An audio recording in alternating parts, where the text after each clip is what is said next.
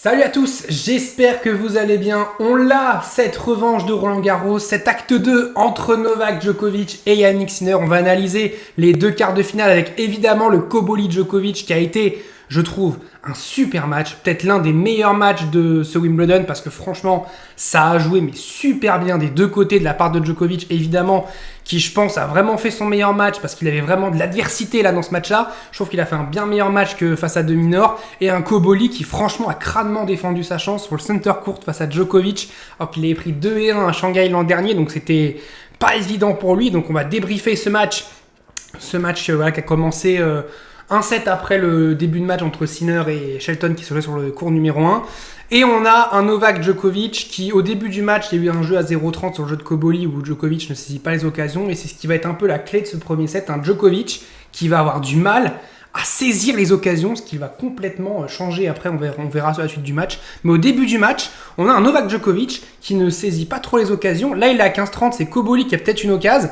Et sur une deuxième balle, on voit Koboli qui est décalé, qui est pas vraiment... qui est pas très bien placé, et Djokovic du coup qui anticipe ça et qui lui fait une première OT alors que Koboli s'était décalé pour tourner autour de son revers, sauf qu'il lui met la balle OT, Novak Djokovic, et Koboli peut pas l'avoir et ça fait ace sur seconde pour le Serbe, mais c'est très intelligemment joué. Là c'est un moment très important, pareil, 3-2 pour Djokovic, 0-30, moment important où Koboli quand même a le cran de faire une amortie, d'attirer Djokovic au filet et ensuite de lui tirer un petit passing court croisé que Djokovic ne peut pas jouer alors qu'il avait eu la lucidité de voir que Djokovic était resté long ligne. Donc c'est très bien joué de la part de Koboli qui je trouve vraiment super bien joué, je continue à le dire. Première balle de break pour Novak Djokovic dans le match, c'est dans le 6e jeu. Sur une grosse première de Koboli, il ne retourne pas en revers. C'est assez étonnant que Djokovic, il a quand même fait pas mal de fautes je trouve en retour Djokovic. Après Koboli a très très bien servi, donc ça, voilà, il faut pondérer quand un joueur retourne mal, il faut aussi voir peut-être l'adversaire qu'il y a en face. Et Koboli, je trouve, a une qualité au service qui a été complètement dingue. Vraiment, il a fait un super match. Deuxième balle de break, là c'est une faute, encore une fois. Enfin non, pardon, c'est pas une faute, c'est un retour sur deuxième balle de Djokovic. Et Koboli qui, à reculons, fait un coup droit par miracle, il s'excuse après, et Djokovic, il peut pas la ramener. Deuxième balle de break sauvée par Koboli. Là, ensuite, Novak Djokovic va essayer encore de pousser sur les jeux de Koboli, qui a eu vraiment beaucoup de mal sur ses jeux de service dans ce premier set. Retour très long de la part de Djokovic qui fait sortir Koboli, qui fait reculer Koboli. Et Djokovic se procure deux nouvelles balles de break. Elles ne vont pas être saisies. Novak Djokovic va cette fois-ci avoir une nouvelle balle de break. Et là, très intelligent ce petit chip. Au lieu de le croiser, ce qui aurait été la norme, il va le mettre long ligne avec l'effet sortant de la balle qui va du coup faire un effet comme ça. Et Koboli va essayer d'enrouler en coup droit. Et la balle va terminer juste à côté. Alors c'est bien joué de la part de Koboli, mais ce petit chip de Novak Djokovic, court, longue ligne, qui est très très bien joué, sortant. Et vraiment, c'est très bien joué de la part de Djokovic, qui à ce moment-là break. À ce moment-là, je me dis, bon, c'est bon, il va plier le premier set, il joue très très bien, il pratique un très bon tennis, et ce premier set est mérité. Sauf que non, parce que le tennis, c'est un sport de mammouth. Retour gagnant exceptionnel de Koboli, bam, là, magnifique, alors que Djokovic avait tenté le slice au service pour faire service volé et anticiper une balle croisée de Koboli, qui ne viendra pas puisque la balle ira longue ligne et c'est un long ligne monstrueux de Koboli, franchement magnifique. Et Koboli qui va encore une fois sortir Djokovic du court et faire un énorme point pour terminer en coup droit dans cette zone ouverte, 0-30, et Koboli qui défend crânement sa chance, puis Djokovic qui fait la faute, là qui va faire la faute, qui va mettre la balle un peu dans le couloir. Deux fautes directes de Djokovic, deux coups gagnants de Koboli, ça fait des breaks et ça fait 5-4. Et Novak Djokovic qui avait travaillé pour avoir ce break, en espace de 2 minutes, même pas, en espace d'1 minute 30, il perd pour lui ce break, mais il va se procurer une balle de 7 sur le service de Koboli. Avec Koboli qui, on voit, il est en déséquilibre, il va tenter ce revers longue ligne qui malheureusement va s'échapper un tout petit peu. Mais voilà, on voit, il est en déséquilibre, il est complètement de face, il les a plus complètement ouverts, mais surtout son corps est complètement en déséquilibre et ce qui fait qu'il peut pas du tout bien la mettre et ça fait balle de 7 pour Djokovic. Une balle de 7 où Novak Djokovic va faire une faute en coup droit, une vilaine faute en coup droit parce que l'échange était engagé. C'était pas une balle ultra rapide de Cobolli, c'était une balle un peu neutre. Et Djokovic va faire la faute à ce moment-là et je me dis, c'est quand même étonnant qu'il rate autant d'occasions. Et en plus, il rigole. Je me dis, Djokovic, sur des occasions comme ça qu'il manque, d'habitude, il s'agace, il s'énerve contre son box et il dit, c'est pas possible, qu'est-ce qui se passe? Et c'est un Djokovic qui, du coup, à fond. Et là, il rigole. Je me dis, mais pourquoi est-ce qu'il rigole? On n'a pas l'habitude de ça avec Djokovic, même si Djokovic va gagner le jeu ensuite tranquillement, mais c'est le jeu d'avant qu'il fallait gagner tranquillement.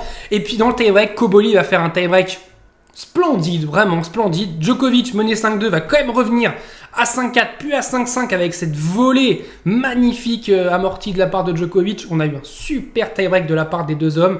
6-5, balle de break pour Cobolli, bien sauvé. Gros service de Djokovic qui fixe ensuite Cobolli plein centre et qui va ensuite décocher un revers longue ligne qui est à quelques centimètres de la ligne, mine de rien. 6-6, le passing de Cobolli, magnifique, croisé. Il m'a fait un peu penser au même passing que celui qu'a fait Djokovic en finale de Wimbledon face à Roger Federer sur la balle de match. C'est un passing de coup droit qui finit court croisé. Et pour moi, c'est la même... Il faudrait voir les deux images, mais pour moi, c'est quasiment la même image. Là, on met Djokovic à la place de Cobolli, on met Federer à la place de Djokovic, et je pense que on met 6 ans en arrière, et je pense que c'est cette image-là. Et Cobolli, sur ce gros point après, va faire un service gagnant et prendre le premier set en faisant un petit hold-up, mine de rien, parce qu'il joue très bien, mais c'est Djokovic qui a eu plus d'occasions, c'est Djokovic qui a été devant, c'est Djokovic qui a eu la première balle de set, c'est Djokovic qui a servi pour le set. Il y a beaucoup de choses où Djokovic était devant, mais au final, au score, c'est Cobolli qui prend les devants, alors qu'on a un très bon Djokovic. Et on se dit, qu'est-ce qui peut se passer? Ça peut être très intéressant. Et en une demi-heure, le match va complètement tourner, et c'est ça la grande force de Novak Djokovic, cette capacité à faire complètement basculer un match sur des petits détails, sur un détail, un déclic. Là, coup droit gagnant, on voit que Cobolli, il est un petit peu en déséquilibre, coup droit gagnant de la part de Novak Djokovic qui s'offre 2 balles de break pour prendre ce break dans le deuxième set, et Djokovic, sur une faute dans le filet de Cobolli, va breaker Cobolli, va enchaîner. Ensuite, on voit son fils qui est très très content. Il est fan de tennis, le fils de Novak Djokovic. C'est dingue comment il kiffe ce sport. Là, ensuite, la volée qui va être un tout petit peu longue. C'est bien joué, service volé de la part de Cobolli, mais la balle va être un tout petit peu longue. Et malheureusement, ça fait break pour Novak Djokovic, double break. Et évidemment, là, on plie le deuxième set. 26 minutes 25. En 26 minutes, Novak Djokovic a effacé tout ce qui s'est passé dans la première manche et revient à un set partout, à le momentum avec lui. Et Cobolli qui devient impuissant d'un coup, alors qu'il faisait un très bon match, devient impuissant. Et puis en plus, Djokovic va breaker d'entrée de troisième set, le scénario catastrophe pour Cobolli qui se dit, mais il doit être groggy à ce moment-là, parce qu'il se dit, mais c'est pas possible, je gagne le premier set et en un claquement de doigts, je me retrouve à 6-2, 2-0 pour Novak Djokovic. Sauf qu'on va avoir un choc Cobolli à partir de ce moment-là, qui va nous commencer à mettre des coups gagnants de dingue. Là, c'est un point de dingue, alors ça finit sur une faute directe de Djokovic, mais Djokovic, il doit faire un grand écart. Alors, j'avais dit que face à demi-heure, il était un peu lourd sur le déplacement. Là, franchement, il s'est très bien déplacé, mais Cobolli, pareil, il nous a fait des glissades de dingue, des glissades qu'on fait que sur terre battue, sauf que lui, il nous a fait sur gazon. C'est complètement fou. Djokovic qui se retrouve encore une fois à faire la position de Gaël Monfils Prime, à se tenir les genoux. Donc voilà, Djokovic qui était en difficulté à ce moment-là. Cobolli, là, ce retour, service sauté de Djokovic, retour, bam, croisé de la part de Cobolli en coup droit, magnifique pour s'offrir le débreak. Le débreak, clairement, il n'est pas volé de la part de Cobolli qui, à ce moment-là, est vraiment à son meilleur niveau sur ce match. Là, ce passing, c'est dingue. Djokovic remet la balle dessus, mais la balle, elle repart à une vitesse, bim. Mais c'est à ce moment-là, Cobolli, il est injouable. Mais quand je dis injouable, c'est vraiment injouable. Alors, ça a duré 10 minutes à ce moment-là, mais c'est 10 minutes où ça lui permet de revenir dans le match et d'y croire à ce moment-là, parce que c'est très très bien ce qui se passe. Là, c'est des retours de revers de Djokovic. Pareil, on n'a pas trop l'habitude de voir ça. Un moment charnière en plus. 7ème jeu, 40-30, il peut revenir à 40A, il ne le fait pas. Et derrière, Djokovic qui balance en plus sa raquette. Cobolli qui s'encourage, il est devant après 2 heures de match, il est devant. Djokovic va revenir à 4 partout, mais pareil, il va s'énerver, il va commencer à s'énerver. Là, il rigole plus, là, comme j'avais montré dans le premier set. La 40-0 Cobolli, jeu très sérieux, coup droit gagnant, 5-4, il est devant, il n'y a pas de souci à ce moment-là, il n'y a pas de craquage. Et puis, 5 partout, c'est le moment charnière, très important, le moment peut-être où le match bascule, parce qu'il y a 2-7-1 pour Cobolli. Est-ce que le match peut être complètement différent? Oui, c'est sûr qu'il aurait été complètement différent. Et là, oui, c'est un moment charnière où Koboli va un peu craquer, il va y avoir une double faute, il va y avoir une vilaine faute, il va y avoir cette faute de revers où elle est pas loin, la balle, elle va être là. Hein. Mais c'est ce petit détail, ce petit centimètre qui fait qu'on se retrouve pas à 30A, mais à 15-40. Et à ce moment-là, 15-40, dans un match comme ça, face à Novak Djokovic, dans un moment où en plus j'avais dit là il saisit les occasions cette fois-ci, là c'est quand même dingue, hein, le taux 4 sur 10, 2 sur 2 pour Koboli, c'est complètement fou. Fabio Fognini aussi qui a annoncé sa retraite, j'ai mis cette petite image parce qu'il a annoncé sa retraite à effet immédiat aujourd'hui, il a dit mon dernier match sera face à Alcaraz, il a complètement raison, voilà, bravo Fabio Fognini pour sa grande carrière qui était déjà dans les tribunes, dans la box de Koboli pour soutenir son compatriote. Fognini qui a été quand même un porte-drapeau de tennis italien quand le tennis italien allait mal, et maintenant le tennis italien va très très bien, hein, donc ça a bien changé le tennis italien, et Djokovic du coup va breaker Koboli sur cette vilaine faute de Koboli qui je crois sur ce jeu fait 4 fautes directes. Hein.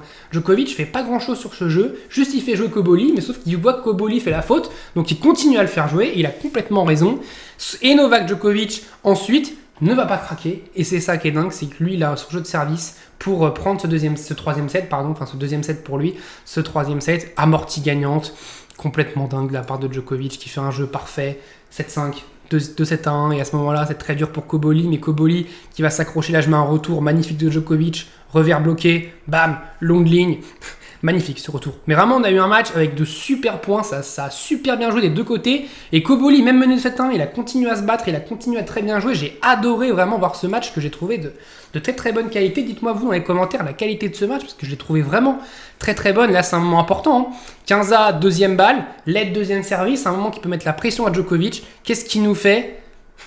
Service gagnant, ou ace, je sais même plus, mais peut-être ace sur deuxième à 200 km/h.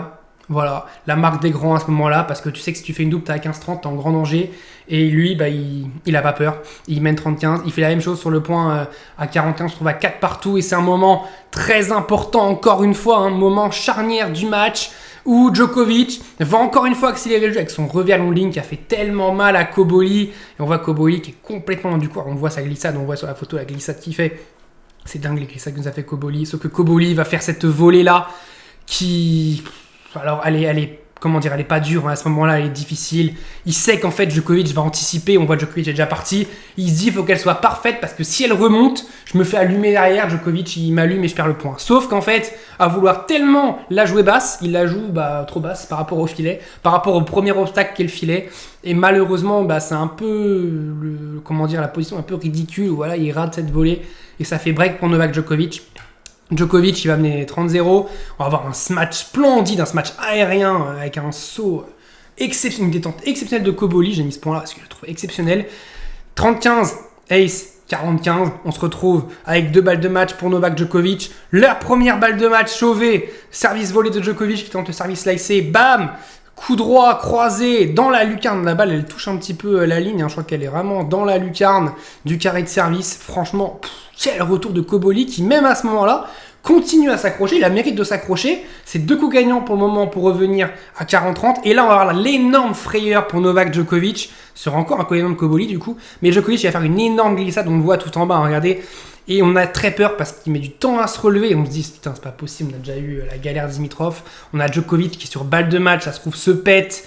Et au final, ça a l'air d'aller. Koboli, grande classe, qui vient le voir, qui lui prend sa raquette. Alors, situation un peu cocasse. Maintenant, on peut en rire. Maintenant qu'on sait que Djokovic va bien, c'est que Djokovic était parti prendre sa serviette pour s'essuyer. Il voit pas que Koboli est venu. Donc, Koboli s'est retrouvé un peu tout seul comme ça pendant quelques secondes. Situation un petit peu cocasse. Et Djokovic, qui remarque et qui lui fait, allez, mon gars, on a encore 2 points à jouer. Voilà. Les 2 points vont être joués. Et Novak Djokovic, sur cette volée qui lui va pas louper. Alors, la volée est plus haute que celle de Koboli qui devait la relever un peu. Là, il doit juste la baisser. Volée parfaite de Djokovic qui remporte ce match. Belle accolade avec Koboli, vraiment grande classe des 2 joueurs, grand match des 2 joueurs et prestation aboutie pour moi de Djokovic qui au début du match n'a pas saisi les occasions mais petit à petit s'est mis à les saisir et franchement j'ai adoré ce match. Moi je vous dis, je pense que c'est l'un des matchs que j'ai le plus kiffé de ce Wimbledon. J'ai trouvé la qualité de jeu très très bonne de la part de Koboli qui a fait des super points, de la part de Djokovic évidemment, mais ça on n'est pas surpris connaissant Djokovic et ça va être un très beau match, j'espère en demi-finale face à Yannick Sinner. Yannick Sinner, justement, on va débriefer son match. Alors, ça a été moins tactique face que Koboli face à Djokovic, où c'était vraiment, je trouve, une bataille tactique très intéressante. Là, on a eu un Shelton qui, je trouve, tactiquement a mal joué, comme Norrie hier. Alors, il a fait quand même un match plus serré que Norrie, parce qu'il a une qualité de service qui fait qu'il a des jeux gratuits quasiment à 80% du temps. Mais je trouve que Shelton a voulu balancer des pralines, taper fort, taper fort, taper fort. Alors qu'on a vu ce qui dérangeait Yannick Sinner, c'est la variation. C'est un joueur qui varie. C'est Grigor Dimitrov. Ce qu'a fait Grigor Dimitrov, c'était le plan de jeu parfait. Des chips en revers, de la variation, des balles courtes, des montées au filet, une belle qualité au service, c'est ce qu'a eu Shelton. Mais derrière, dans l'échange, il fallait pas taper des prunes tout le temps. Et c'est ce qu'a fait un petit peu Ben Shelton qui... Bon, dans le début du match, on voyait clairement le plan de jeu de Shelton. L'objectif, c'est de taper fort, de faire reculer Sinner et d'avancer petit à petit, de prendre le contrôle du terrain. Et c'est ce qu'a réalisé Shelton un petit peu au début de match. On a eu un Sinner. Alors, si on était inquiet pour Sinner, pour son coude, sur ce premier set, franchement, il perd que 2 points sur son service. Donc, c'était très sérieux. Je trouve qu'en plus, Shelton a mal retourné, ce qui n'aide pas. Là, voilà, Shelton qui fait un service gagnant. C'est beaucoup de services gagnants au Days que je vais vous montrer. Un Yannick Sinner qui va au filet. Ça aussi, c'est voilà, je voulais vous le montrer pour montrer que Sinner aussi était capable d'aller un petit peu vers l'avant. Là, voilà, ça va être un point encore une fois spectaculaire avec un Ben Shelton qui va chercher, je crois qu'il va remporter ce jeu. Non, Sinner va gagner le point sur un magnifique passing. Et ensuite, Shelton va s'en sortir sur cette contre-amorti magnifique, il va finir ici. Et Sinner, alors qu'il est quand même bien avancé, il est dans le cours, il va pas réussir à aller la chercher. Et ça fait, c'était le jeu le plus serré de ce premier set. Et ça fait que Ben Shelton mène 4-3 à ce moment-là. Mais Sinner, il gagne tous ses jeux tranquillement. Pareil, là, il va au filet. Cette capacité, lui aussi, un petit peu à aller vers l'avant. Là, pareil, il va vers l'avant. 5-5. Juste après, c'est 2 gros services de la part de Shelton. De toute façon, globalement, c'est ce qu'on a eu. On va au tie-break, où là, je vous montre le dernier point de Shelton sur ce premier set. L'amorti, contre-amorti de Sinner qui est mal joué, parce que Shelton avait complètement anticipé. Et là, il s'ouvre le cours complètement. Et ça fait 2-0 pour Shelton. À ce moment-là, je me dis, s'il tient son service, on peut peut-être avoir un énorme hold-up parce que c'est Sinner qui a été le plus proche de breaker Shelton, même s'il n'y a pas eu de balle de break, c'est lui qui a été le plus proche. Shelton a vraiment fait le dos rond, il a quasiment pas gagné un point sur le jeu de service de Sinner, il a gagné qu'un. Et là, c'est le deuxième point qu'il gagne. Il me dit, imagine, il prend le tie-break comme ça peut être très intéressant. Sauf que non, il va prendre cette 2. Sinner va complètement laminer la direct. Il reprend les devants avec ce revers long ligne qui va faire mal à Shelton. Shelton aussi qui va faire la faute, qui a fait une double faute pour donner le 3-2 à Sinner. Là, il fait faute pour que ça fasse 4-2 Sinner. Là, encore une fois, c'est un retour très très long de Sinner qui est quasiment dans la partie de terre battue, on peut dire, la partie où il n'y a plus de gazon. Ça fait faux rebond, ça fait 7 pour Yannick Sinner. Premier set complètement mérité, complètement logique. Shelton qui voilà, perd 7-6 parce qu'il a une énorme qualité au service, mais sans cette qualité au service, s'il prend 6-3, 6-4, dans ce premier set, il n'y a pas scandale. Sinner est bien au-dessus à ce moment-là. Ensuite, c'est le moment de décompression peut-être de Yannick Sinner où Shelton se procure. D'ailleurs, les 2 premières balles de break du match, elles sont à ce moment-là. Mais Sinner va très très bien les sauver. Et Sinner ensuite va remporter son jeu. Il va stopper un petit peu, calmer un petit peu l'alerte qu'il y a eu. Là, c'est un moment important, un jeu facile pour Shelton. C'est pour montrer qu'un petit peu les jeux étaient tranquilles, qu'il n'y a pas eu beaucoup de jeux. Il n'y a pas eu beaucoup de jeux serrés globalement. Il y a eu ce jeu-là à 3-3 de la part de Sinner qui était très compliqué. On a vu que Shelton a commencé à faire des chips. Il s'est peut-être dit, peut-être si je fais des chips, ça peut peut-être un petit peu faire chier Sinner. D'ailleurs, sur ce point, il va faire 3-4 chips en gênant Sinner. Et ensuite, il va tenter un revers recouvert. Il va le rater. Donc voilà, c'est pour montrer à quel point on a aussi Sinner qui va un peu se tenir la main. Mais je pense que c'est plus... c'est plus une frayeur qu'autre chose parce que vu les mines qu'il a balancées, moi je me fais pas trop de soucis là-dessus. On a Shelton là sur balle de break pour la première balle de break de Sinner à ce moment-là qui envoie une mine. Il est à reculons quasiment, il envoie une mine en coup droit qui finit bam quasiment dans la lucarne. Mais tactiquement, je sais pas si c'est ce qu'il faut faire, mais c'est ce qu'il a fait et c'est très bien joué de faire ça. Et ensuite Shelton qui va encore une fois avec sa qualité au service prendre ce jeu. Sauf que Yannick Sinner va s'accrocher et va prendre le set au meilleur moment, breaker Shelton à 5-4 au final. Là, il va vers l'avant sur un énorme point, un énorme combat, mais les échanges ont été remportés globalement par Yannick Sinner et sur une faute de Shelton, on voit qu'il se tape un peu dessus, qu'il se dit c'est pas possible. C'est un mauvais jeu de Shelton, un bon jeu de Sinner et ça fait break pour Yannick Sinner qui sans forcer prend le set parce que je trouve que Shelton tactiquement il n'a pas joué juste. Là c'est 4 partout, pareil c'est un moment un peu important. D'ailleurs Shelton va prendre ce point, être à 0,15, peut-être même 0,30, 0,30 c'est ça. Sauf que Sinner va ensuite très bien jouer, va revenir et là ce petit passing long de ligne il est magnifique. Il est magnifique parce qu'il est difficile à jouer. parce que le jeu serait plus de jouer croisé. Court croisé, parce que Shelton est quand même plus du côté long de ligne, sauf que c'est très bien joué de la part de Sinner. La balle de Shelton, il ne peut pas l'avoir. Elle est parfaitement placée, cette balle de Sinner, et ça fait 5-4 pour lui.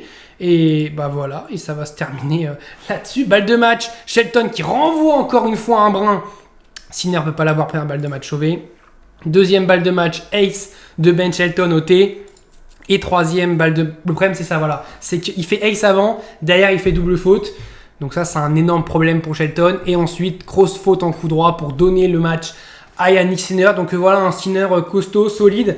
Mais ce sera un taux de défi face à Novak Djokovic, très clairement, parce que là, il s'en sort, mais il a joué clairement un joueur qui a fait service, coup droit, qui a voulu balancer des brins, qui a voulu tout taper. Et je trouve que tactiquement, c'était pas le jeu qu'il fallait faire face à Sinner, parce que Sinner, il aime bien ces jeux-là, justement, cadence, où ça tape, où ça tape, où ça tape, où ça y va. Lui, ce qu'il faut pour l'aider, c'est de la variation. Et je pense que Djokovic, ça va être la clé, ça va être essayer de varier, lui faire des petits chips. Je pense d'abuser du chip même sur le revers de Sinner, d'essayer de chipper. Les chips, même long ligne qu'il a fait là face à Cobolli, ça peut être dérangeant aussi. C'est tenter des trucs comme ça, c'est aller au filet, c'est faire des balles courtes, c'est essayer de déplacer Yannick Sinner avec des cours croisés. Alors c'est pas facile, mais c'est ce que Djokovic va devoir faire et j'ai beaucoup plus confiance en Djokovic pour faire cette tactique-là, pour exécuter ce plan de jeu qu'en Ben Shelton, que je trouve, voilà, même s'il joue très bien, même s'il est top 10, il a quand même un plafond de verre face à ces joueurs-là pour le moment. Ce plafond qui peut complètement péter à un moment. Mais pour le moment, il a ce plafond de verre, on le voit face à Alcaraz, face à Sinner, face à Djokovic, face à ces joueurs-là. Il lui manque un petit truc. Et là, il perd 7-6, 6-4, 6-4. On se dit, le score, il est serré. Mais au final, s'il prend 3-3 et 3, il n'y a pas scandale sur ce match-là. C'est juste qu'il a une excellente qualité au service qui fait que voilà, il s'en sort. Mais franchement, j'ai pas trouvé Shelton très très bon aujourd'hui, particulièrement. J'étais un peu déçu de son match. Dites-moi vous ce que vous en avez pensé. Dites-moi vous ce que vous attendez de ce Novak Djokovic et Yannick Sinner qui va, je pense, être un choc exceptionnel. Moi, je vois vraiment un match de feu entre les deux.